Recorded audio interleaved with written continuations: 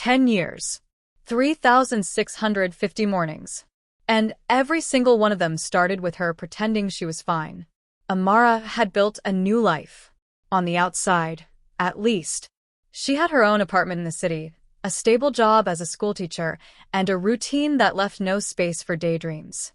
People admired her strength, how she had moved on after everything, how she never let the past affect her future.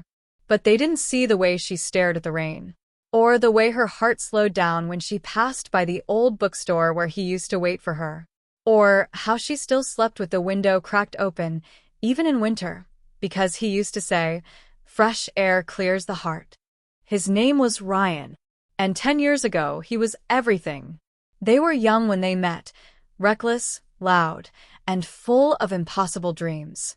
He was a struggling writer with ink-stained fingers and 1,000 unfinished ideas. She was a quiet girl with a loud heart.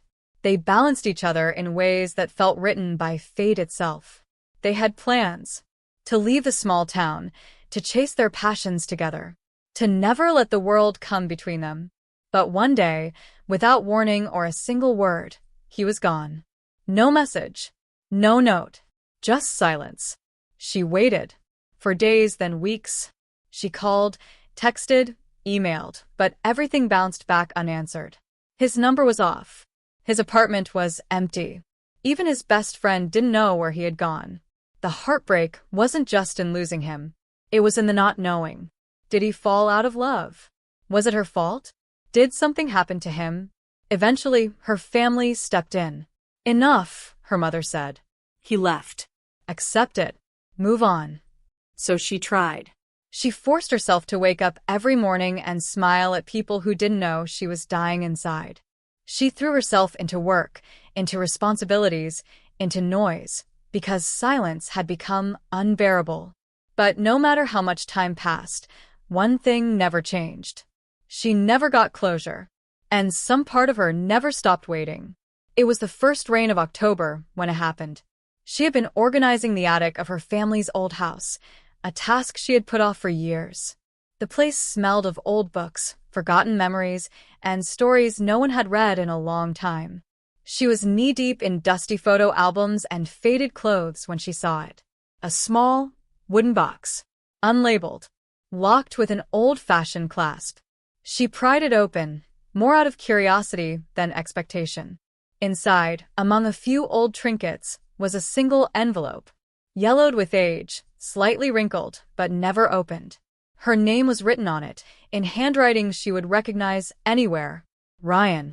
Her breath caught. She blinked hard, thinking it was a trick of the light. But no, it was real. The paper felt real in her hands. Her name written with care. Curves in each letter, just like he used to do. The envelope was sealed. Her hands trembled. 1,000 questions raced through her mind. Why was it here? Why now? Why had she never seen it before? It felt like the earth had shifted beneath her. She sat down on the attic floor, heart pounding in her chest. It had been 10 years. 10 years of silence. 10 years of questions. 10 years of hurting, healing, pretending. And now, in her hands, possibly the answer. But she didn't open it. Not yet. The moment felt sacred. Too important to rush. She just held it, quietly, as the rain tapped softly against the attic window. For the first time in a decade, she felt like the past was reaching out, not to haunt her, but to be heard. Was this the closure she had been denied for so long?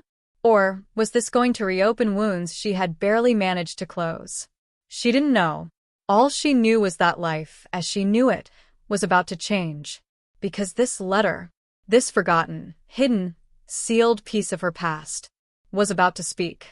And Amara was finally ready to listen. The attic creaked with every step she took. The old wooden floorboards groaned under the weight of forgotten years. Dust floated like memories in the dim yellow light of a single hanging bulb. Outside, the rain was steady, rhythmically tapping on the roof, like an old song calling her back to something unfinished. Amara hadn't meant to come up here. She was just visiting her childhood home to pick up a few of her mother's belongings before the house was put up for sale. It had been years since she stepped inside the attic. A place filled with relics of a time before the silence, before Ryan vanished like a ghost. She pulled the scarf tighter around her shoulders. The attic was colder than she remembered. She ran her fingers over boxes labeled with faded ink. Old books, Dad's records, winter clothes. But one box caught her eye. It wasn't a box, exactly, more like a wooden chest. Old, carved, slightly cracked at the corners. No label. No markings. Just a forgotten object sitting in the farthest corner, buried under a blanket that smelled like mothballs and time. She hesitated. There was something about it, something that felt oddly familiar, like it belonged to a part of her she had lost long ago. Kneeling down, she pulled the blanket away and opened the clasp. The hinges creaked. Inside was a mess of random things: a broken wristwatch, dried flower petals, an old scarf, and beneath it all, a yellowed envelope. Her breath stopped. It had her name on it. Just her name. Written in blue ink, neat, curved, and unmistakably his handwriting. Ryan. Her hands trembled. Her eyes welled up before she even registered what was happening. The rain outside had grown louder, matching the storm rising inside her. She sat down slowly, the envelope gripped tightly in her hands. Her heart was pounding so loud, she could barely hear anything else. It felt like the past, raw, alive, and unfinished, had just broken through a decade of walls. 10 years. 10 whole years, and she had never seen this. How had it ended up here? Why hadn't she received it? Had someone hidden it? Forgotten it? Or, worse, had someone kept it from her? The questions came crashing down like the rain on the roof. Her fingers hovered over the seal. She could tear it open right now and know everything. But she didn't. Not yet. She placed the letter in her lap and looked around the attic. Everything here was from a different time. Before the heartbreak. Before the confusion. Before the quiet swallowed her life. How many things had been left untouched, unseen, just like this letter. She could feel something shifting inside her. A slow unraveling. A truth long buried beginning to stir. For a moment, she closed her eyes and imagined another version of her life. One where this letter had reached her on time. One where the words inside had filled her with clarity, not questions. One where Ryan hadn't just disappeared without explanation. What had he written? Was it a goodbye? An apology? Or something else entirely? Maybe it was a confession. Or a promise. Or maybe just a simple, "I still love you." She brought the envelope up to her nose and inhaled gently. It smelled faintly of paper and time. The seal was unbroken, untouched, as if fate had paused it, waiting for her to be ready. And now she was. With steady hands, Amara stood up and climbed down from the attic, clutching the letter to her chest like it was the last piece of him she had left. She didn't read it that night. Instead, she placed it beside her on the nightstand and watched it, like one watches a door, waiting for someone to knock. Sleep didn't come easy. Her mind raced with possibilities, with memories, with regrets. When morning finally arrived, gray and misty, she reached for the envelope again. She sat by the window. The rain had slowed to a drizzle. The light was soft. And then she broke the seal. As she unfolded the paper, her eyes landed on the first words. "Amara, if you're reading this, then maybe I never got to say what I needed to. And that means everything you've believed for the past 10 years might not be true." Her hands froze. Her heart skipped a beat. The rest of the letter blurred in her vision as tears welled up in her eyes. Because just from that one line she knew. This letter wasn't just a memory. It was a key. To the truth. To everything she thought she had understood, and everything that had actually happened. And what she was about to read was going to change everything. End of part 2. Shall I continue with part 3? His words, after 10 years? You said. The paper was old, but the words were still clear. Ink slightly faded at the edges, yet strong enough to carry his voice across a decade of silence. Amara. If you're reading this, it means something went wrong. Maybe badly wrong. Because I wrote this to explain, to tell you everything before I left if I left. Her hands shook as she read, her heart thudding against her ribs. I didn't want to go. That's the truth. I was supposed to stay. I was supposed to fight for us. She blinked hard, rereading the sentence again. What did he mean? If I left? Had he not chosen to disappear? He continued. That day, the one we were supposed to meet at the station, remember? You had your blue suitcase. I had the tickets. We were going to start over. Her breath caught. Of course, she remembered. How could she forget? 10 years ago, they had planned to run away, to leave behind the noise, the judgments, the people who didn't understand their love. He had promised to meet her at the train station. 6 p.m. sharp. She had waited until midnight. He never came. It was the most painful evening of her life. And now, through the letter, that evening was coming back, but this time, through his eyes. I was on my way to you when I got the call.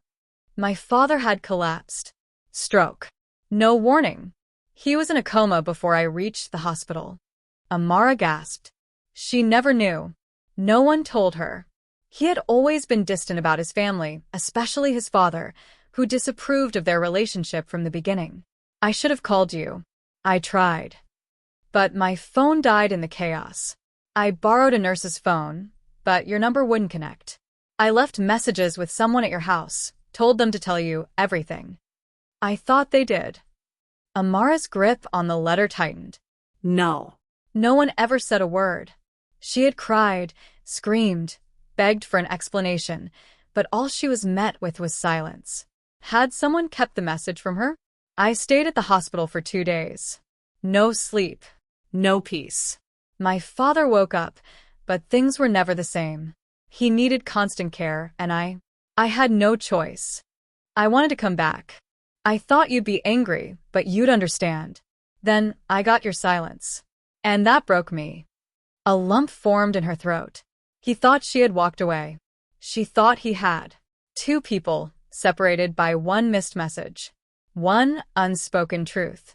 You stopped answering. I didn't blame you. I thought you hated me for not showing up. I started to believe I didn't deserve you. So I stayed away. That was my mistake. Not coming back. Not asking again. Not fighting harder. Tears slid down her cheeks now. She had lived 10 years with the ache of abandonment, thinking he had chosen to leave her behind like some temporary dream. All this time, he had been aching too, believing she had closed the door. Amara, I never stopped loving you. Even now, writing this, not knowing if you'll ever read it, you're still the only thing I think of when the world goes quiet.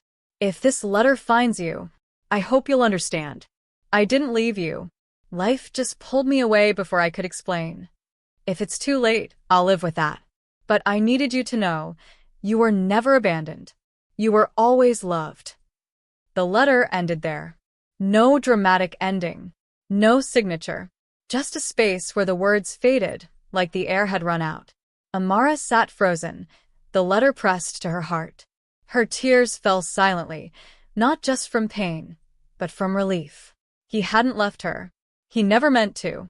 And yet, somehow, that made it hurt more. All those nights, she had cried, asking the sky what she had done wrong. All the years of anger, of heartbreak, of wondering why. And now, in a few pages, in his voice frozen in ink, she had the answer. But with that answer came a new kind of ache. Who had hidden this letter? Who had made the decision to steal 10 years of peace from her life? The past wasn't finished yet. This letter was the beginning, not the end. She looked out the window. The rain had stopped. The world outside seemed still, as if holding its breath. Inside her, something stirred. Not just grief, but resolve. The truth had finally come to light. Now it was time to find out why it was kept in the dark. Amara sat in the quiet of her childhood bedroom, the letter still resting on her lap like a living thing, breathing, burning, breaking her open. She read it again, and again. Not because she didn't believe it, but because she didn't want to. Because if everything in that letter was true, then someone had lied. Someone had stolen her peace. Someone had taken Ryan's words, his apology, his love, and buried them away in a box. For 10 years. She stared out the window, where the rain had left behind puddles and silence. Her mind was racing now, rewinding to the past, combing through memories for any clue. Who had taken the message he left? Who had placed the letter in that attic chest, instead of in her hands? Her heart pointed her toward only a handful of people. In those days, only a few had access to her world, her home, her pain, her trust. Her mother, her elder sister, Saba, her best friend, Mira. Maybe even her father, though he was more absent than present in those days. She thought back to that time, when she waited for Ryan at the station with trembling hope. She had gone home crying, confused, broken. She remembered yelling, screaming.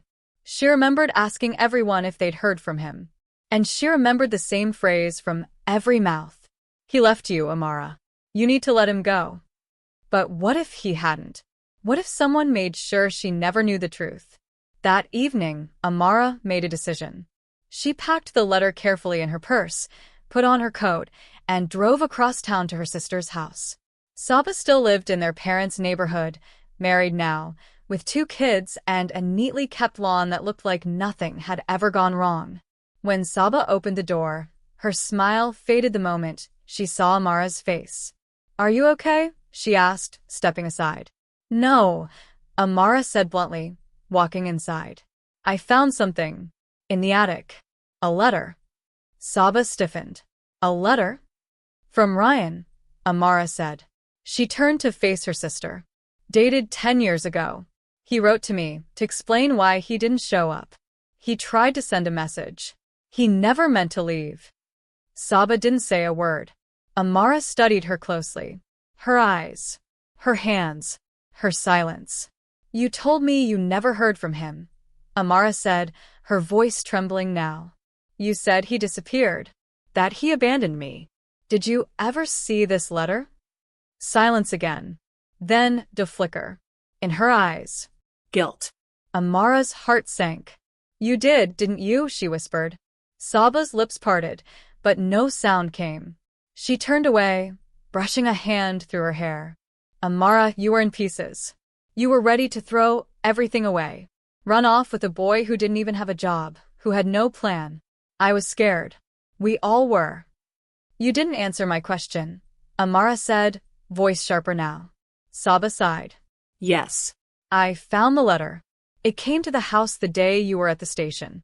You were crying when you got back and I panicked. I didn't give it to you." The world tilted. Amara's knees almost buckled. "You what?" she whispered. "You read it and hid it? I thought I was protecting you." Saba snapped. "You were always so all in with him. He was your whole world. What if he left again? What if he hurt you worse the next time?"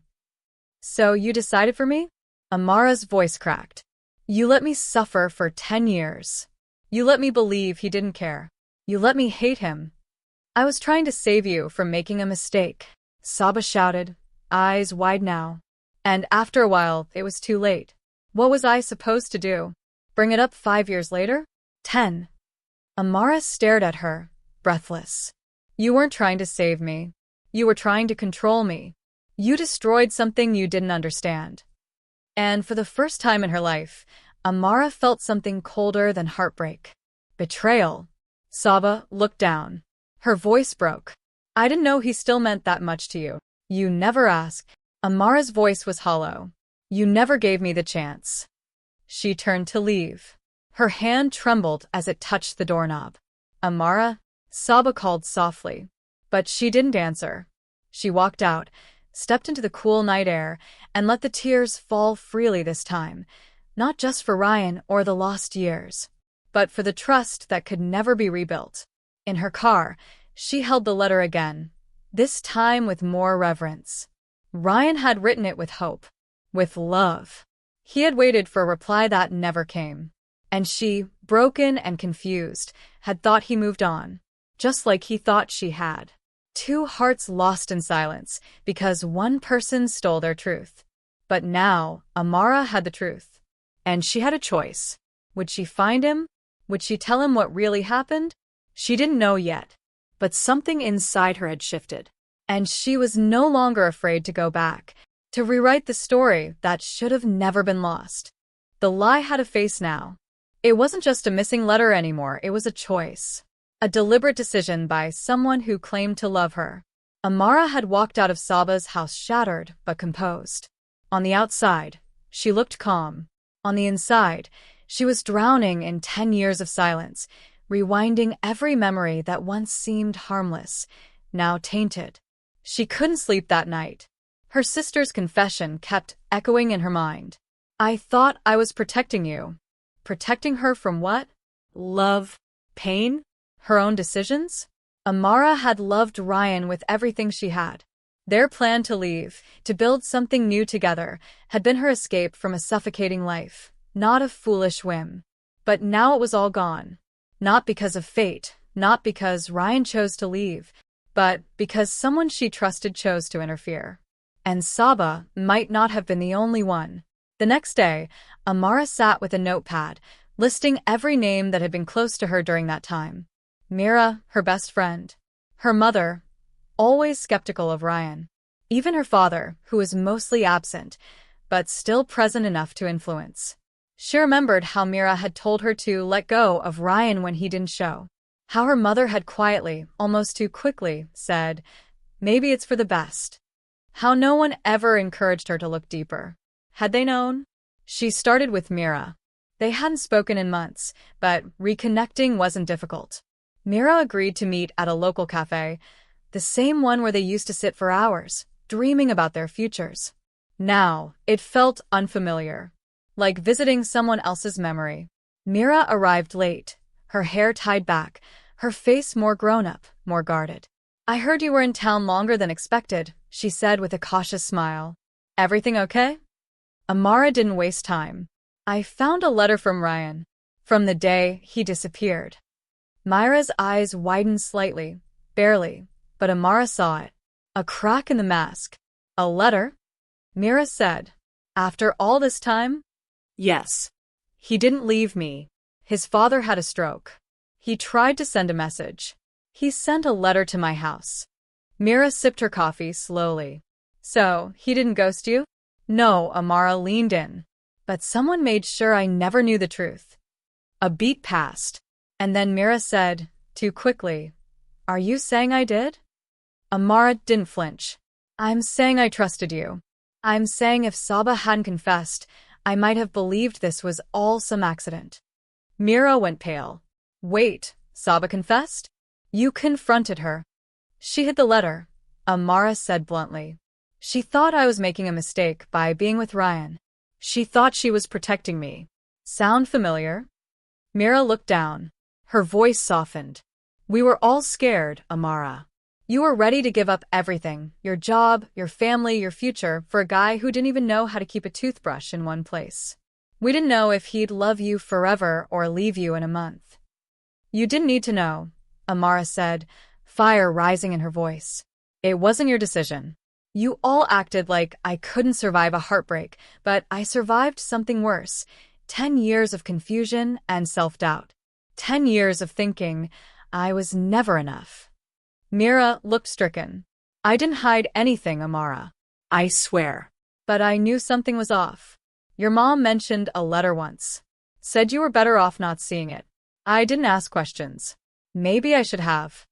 The words hit like ice. Her mother knew. All this time, Amara had blamed fate. But fate hadn't failed her. Family and friendship had. She drove home in silence, her fingers gripping the steering wheel harder than necessary. Her mother was in the kitchen, making tea like nothing had changed. Like the last 10 years were just ordinary time. Amara stood in the doorway, the letter in her hand. Mom, she said. Her mother turned, smiled. You're home early.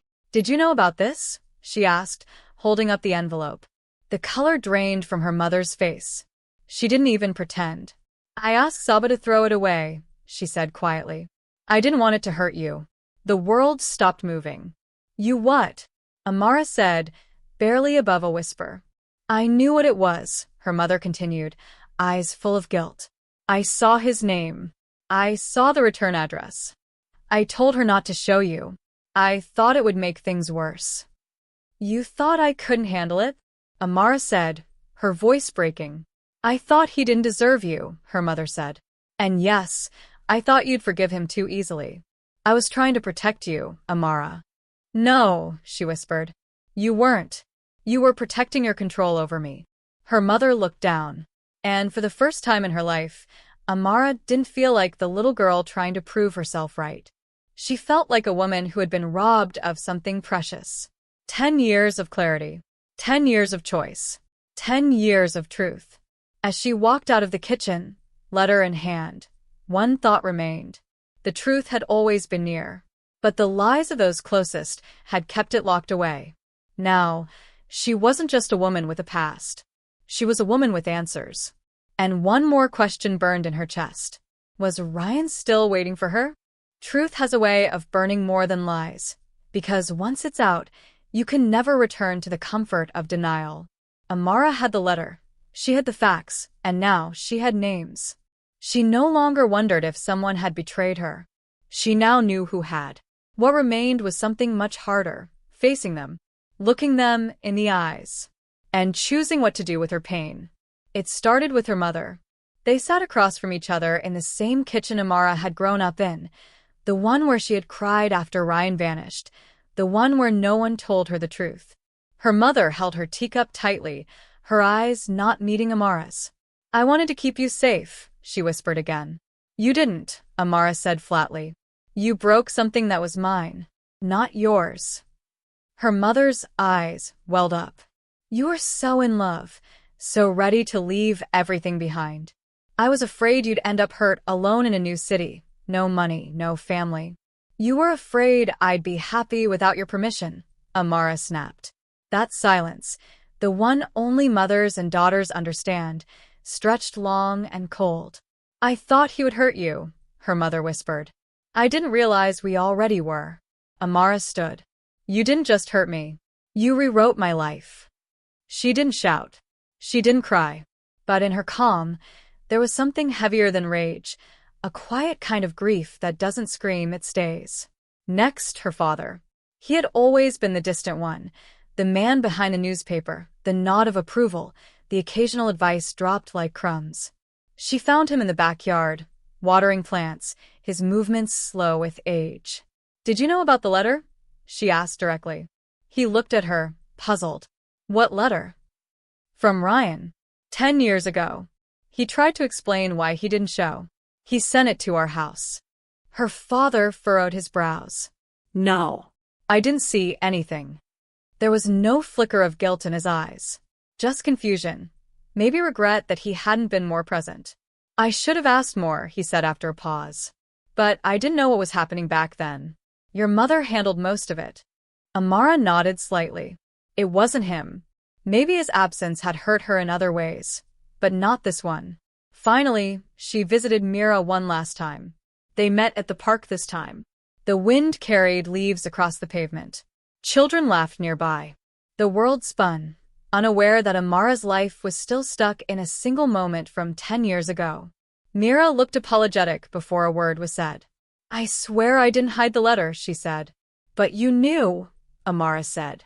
You knew my mother or Saba had done something. You didn't say anything. Myra's shoulders dropped. I suspected. I didn't know for sure. I heard something once your mom saying. She doesn't need to read that. But I thought maybe it was something else. Or I convinced myself it wasn't my business. It was your business, Amara said quietly. I cried in your arms for weeks. I told you I didn't understand. I begged for answers. And you said nothing. I was scared to lose you, Mira whispered.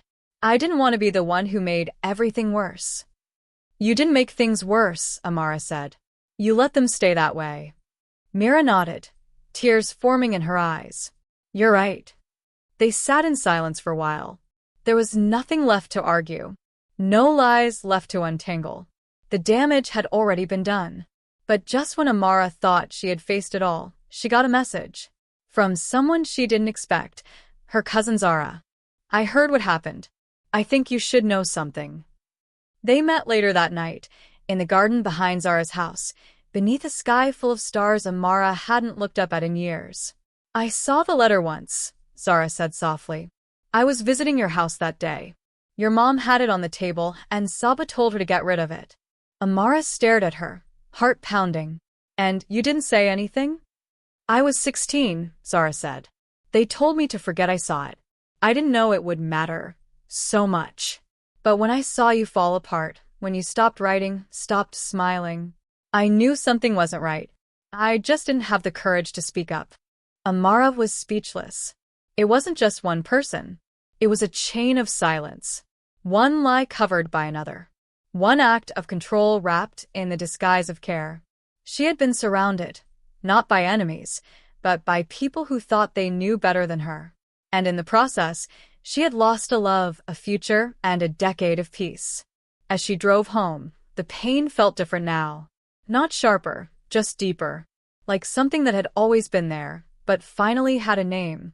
She had faced the past. Not with vengeance. Not with fury. But with clarity. And now, only one thing remained unanswered. Did Ryan still think she had chosen silence over him? Because if he did, she had one last truth to deliver. Some people don't move on, not because they can't, but because they won't. Ryan had built a quiet life. Not the one he dreamed of, but the one he settled into when the silence came. 10 years ago, he had written a letter with trembling hands and a hopeful heart. He had walked to the postbox believing that within days, she would write back, call him, come to him. But the days passed. Then weeks. Then years. And still nothing. At first, he thought maybe something had gone wrong. Maybe the letter was lost. Maybe she hadn't read it. But eventually, doubt turned into despair. Maybe she had read it. And maybe she had chosen silence. So he stayed. In the same apartment. In the same neighborhood. In the same memories. His friends got married. Some got divorced. Others moved to new cities or new countries. But Ryan stayed where she had once held his hand under the old sycamore tree. He never blocked her number. He never changed his email.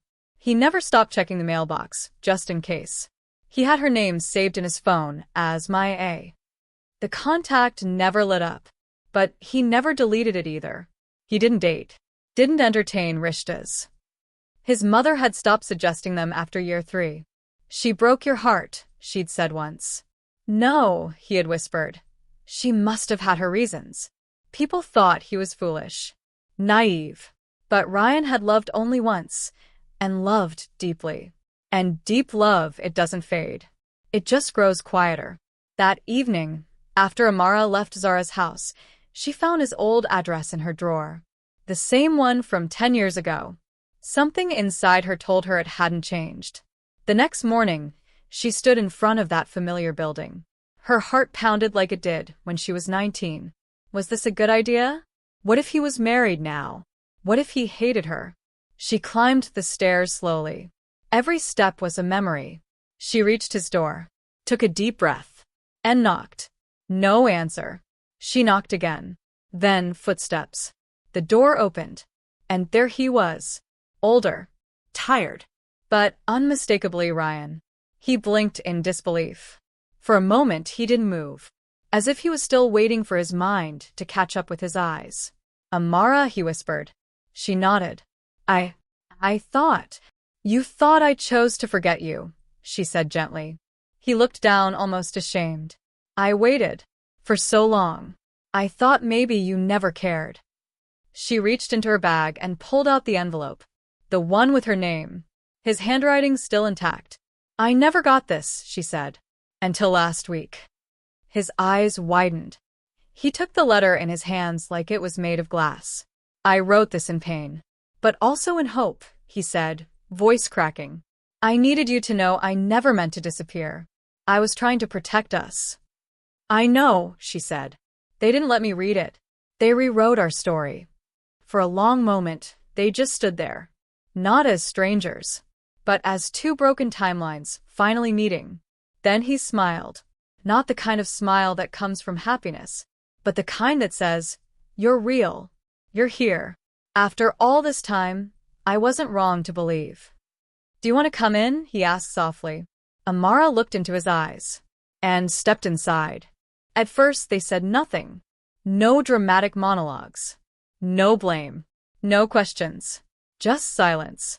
A silence thick with the weight of a decade lost, but not wasted. Ryan looked at Amara like someone seeing the sun after years of winter. She, in return, looked at him as if the ghost she had mourned was finally alive in front of her. She sat across from him in his modest living room. Nothing had changed much. The same bookshelves, the same blue curtains, even the same clock ticking on the wall. Time had passed. But here it had also somehow stood still. His hands trembled slightly as he poured her a glass of water. She accepted it wordlessly, their fingers brushing, a touch too familiar for two people who hadn't seen each other in 10 years. Then, slowly, words began to arrive. "I kept wondering," she said softly, "what I did wrong." "You did nothing wrong," he replied. His voice was firm but kind. "I wrote the letter the night I left. I was going to tell you everything. About my father's debt. About the threats. About why I had to leave so quickly. But I thought, at least if you had the letter, you'd know I still loved you." Amara blinked back tears. "I waited too. Every single day. I walked to the mailbox like a ritual. I replayed our last conversation 1,000 times, thinking maybe you saw something in me you didn't want anymore." Ryan closed his eyes. His voice cracked. "They told me you had moved on. And they told me you didn't care," she whispered. "But you did." They both fell silent again, this time, not because they had no words, but because their eyes were doing all the speaking. Her eyes told him, "I needed you. I still do." His eyes told her, "You were always mine, even when I was far." He stood up and walked over to the old chest in the corner of the room. He pulled out a worn notebook, pages filled with poetry, thoughts, sketches, and her name. "I wrote to you every year," he said, handing it to her. "I just never sent them. I didn't know where to send them." She opened the book, her breath catching. "Even on your birthday," he said, smiling sadly. "I never forgot. July 11th. Her eyes widened. "You remembered?" "I never forgot anything about you." Her hands pressed the book to her chest. How many years had they wasted because of someone else's decision? How many nights had they cried alone when they could have held each other? But not tonight. Tonight they were face to face. No longer lost lovers. No longer confused strangers. But two souls, finally back in alignment. No apology was big enough. No explanation could truly erase the time. But forgiveness, that was something both of them were ready to give. "I don't want to lose another year," Amara said suddenly. "Neither do I," he replied. "But we don't have to rush. Let's start from here." She smiled, the kind of smile he had only seen in memories. "I think," she whispered, "we just started again. You can't rewrite time. You can't unlive the pain. But you can choose what to do with the years you still have." Ryan and Amara didn't pretend that everything was perfect now. Love had returned, yes. But it came wrapped in old wounds, faded photographs, and memories that still stung. They spent more time together. Walks in quiet parks, conversations over tea, long silences that said more than words ever could. They relearned each other, like reading a familiar book in a different language. And slowly, gently, they started to heal. There were days when Amara would suddenly grow quiet. When she'd touch the old letter and wonder how life might have looked if it had reached her in time. Would they be married? Would they have children? Would they have built that house by the lake they used to dream about? Ryan saw it in her eyes, the what-ifs. He didn't push her to forget them. Instead, he would hold her hand and say, "We didn't get 10 years, but we got today. And that's enough." And sometimes that really was enough. But scars stayed. One evening, while they were having dinner at a small restaurant they used to love, Amara ran into Zara, the cousin who had confessed to hiding the letter. Zara looked shaken. "Guilty." She approached their table slowly. "I just wanted to say, I'm sorry," she whispered. "I thought I was protecting you, but I was only protecting my own jealousy." Amara nodded, calm but distant.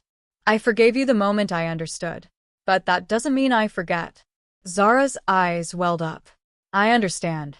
Later that night, Amara asked Ryan, "Do you think it's wrong that I can't trust her anymore?"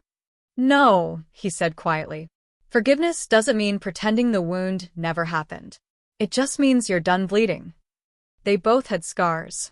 He still flinched when a door slammed, a reminder of the night he left home for good. She still cried in her sleep sometimes, haunted by dreams of being left behind. But now, they had someone to hold them through it. Scars didn't vanish, but they stopped hurting. And in place of broken years, they started building new memories. Small things. Laughter while folding laundry. Arguments over who made better chai. The shared silence of holding hands during sunset drives. Not grand gestures. Not fairy tales. But real love. The kind that survives storms. The kind that learns to live with scars. And love them too. End of part 9. Shall we move to part 10? The letter that finally arrived. The final chapter? You said. 10. A new letter. Hand-delivered. This time, she wrote him a letter. Not with ink, but with her heart. And she handed it to him herself, making sure no one could ever come between them again. ChatGPT said, "Here is part 10, a new letter, hand-delivered, the final chapter of your emotional story. One letter changed the truth of 10 years. Part 10, a new letter, hand-delivered." She had held so many unsaid words in her heart. For 10 years, she had waited for answers. Now she had them. But something still felt unfinished, not between them, but inside her. So one morning, Amara sat by the window with a pen and a plain white page. She didn't write with anger. She didn't write to explain the past. She wrote to seal the future. "Dear Ryan," she began. But that was the only formal line. The rest of the letter wasn't sentences, it was soul. She wrote about the way her heart still skipped when he laughed. About the nights she lay awake imagining their missed life, and how she didn't want to miss another one. She told him how forgiveness had been hard but worth it. How love, once buried, had bloomed again, wild and beautiful like it always had been meant to. She didn't sign it with her name. She ended it with, "This time, I'm not sending this. I'm bringing it to you myself." That evening, she knocked on his door. No surprise in his eyes, just warmth. She didn't say anything. She handed him the folded page, the same way he had once meant to hand her his. His fingers touched the paper, but his eyes never left hers. "Should I read it now?" he asked gently. She smiled. "No need. Just keep it close. Like I'll keep you." He nodded, holding the letter to his chest. And in that moment, surrounded by the quiet of the room, the soft ticking of the clock, and the breath between two hearts that had finally found each other, they made a silent promise. Never again would a message be undelivered. Never again would love be delayed. Never again would time be wasted. Because some stories don't need to be written with ink. Sometimes love is the letter. And life is where you deliver it in person. She had held so many unsaid words in her heart. For 10 years, she had waited for answers. Now she had them. But something still felt unfinished, not between them, but inside her. So one morning, Amara sat by the window with a pen and a plain white page. She didn't write with anger. She didn't write to explain the past. She wrote to seal the future. "Dear Ryan," she began. But that was the only formal line. The rest of the letter wasn't sentences, it was soul. She wrote about the way her heart still skipped when he laughed. About the nights she lay awake imagining their missed life, and how she didn't want to miss another one. She told him how forgiveness had been hard, but worth it. How love, once buried, had bloomed again, wild and beautiful like it always had been meant to. She didn't sign it with her name. She ended it with, "This time, I'm not sending this. I'm bringing it to you myself." That evening, she knocked on his door. No surprise in his eyes, just warmth. She didn't say anything. She handed him the folded page, the same way he had once meant to hand her his. His fingers touched the paper, but his eyes never left hers. "Should I read it now?" he asked gently. She smiled. "No need. Just keep it close. Like I'll keep you." He nodded, holding the letter to his chest. And in that moment, surrounded by the quiet of the room, the soft ticking of the clock, and the breath between two hearts that had finally found each other, they made a silent promise. Never again would a message be undelivered. Never again would love be delayed. Never again would time be wasted. Because some stories don't need to be written with ink. Sometimes love is the letter. And life is where you deliver it. In person.